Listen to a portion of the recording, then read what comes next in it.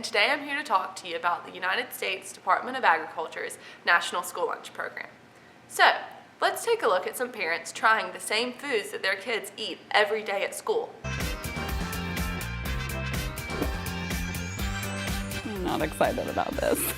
Not at all. This is definitely like a microwaved moment right now, I can tell. Ugh, it's so gross. The sandwich looks like a scrotum. Meatballs look like they can bounce. This tastes like it was prepared maybe a month ago. I can plug my nose when I try it, right? It bounced.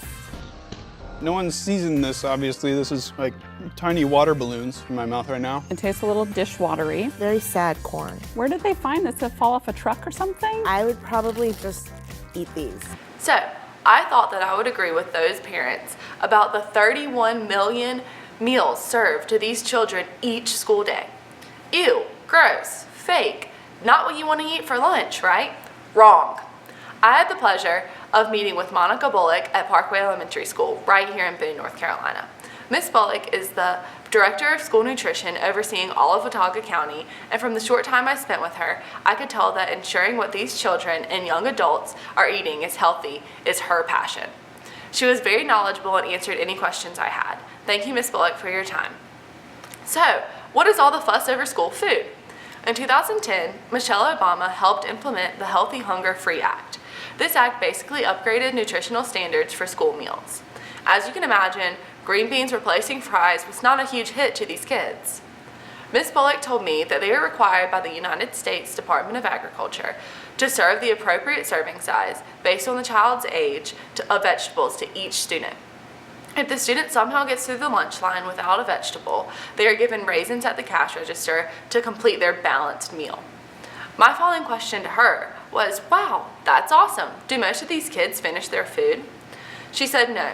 There's a tremendous amount of money wasted due to children throwing out these vegetables that are forced on their plate. I think that students simply don't know the health benefits of eating that serving of green beans or the small salad that they are given.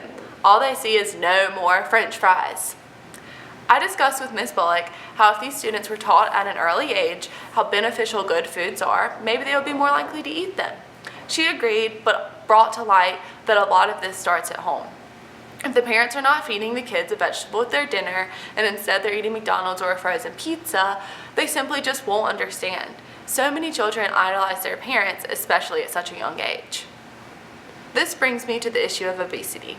There's a stigma against school foods that many people think it contributes to the alarming rate of 1 in 3 children in the United States being considered overweight or obese.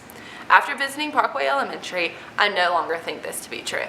The foods may have not been the freshest, but Ms. Bullock has done an amazing job at ensuring the highest quality of foods with the funds she has given. Side note, there's a farm-to-school program. Farms all around North Carolina send out their list of produce, and the Director of School Nutrition has the option to order from them. Next week, Watauga County will be getting fresh strawberries grown right here in North Carolina. I was astounded at this and actually very impressed. Other produce that they receive are apples and broccoli. Oh, and the schools here in Watauga County don't even have fryers in the kitchens. Anyways, I think that obesity is coming from the homes and lives of these kids. Families who are too busy to sit down and cook live off of fast food meals that are extremely high in fats and salt. This is such a sticky situation because many families do not have the means to feed themselves or their children well-balanced meals 3 times a day. Healthy food is expensive. I personally do not eat the best because I live off of such a tight budget. So I can relate to picking up ramen noodles versus a chicken breast and a salad. Unfortunately, many parents do not have the choice but to buy chips and a frozen pizza because it's simply all they can afford. When it comes to those families who do not have enough to do this, many schools send bagged lunches home with the students, and at Parkway Elementary, on Fridays, they have fresh fruit, so if the student knows they will probably not be eating that weekend, they can take home an apple or 2. I know this does not sound like much, but to some people it's everything. Here are some pictures from the lunch that was being served when I visited Parkway Elementary. That salad sure does look a lot more fresh than anything I've eaten this week.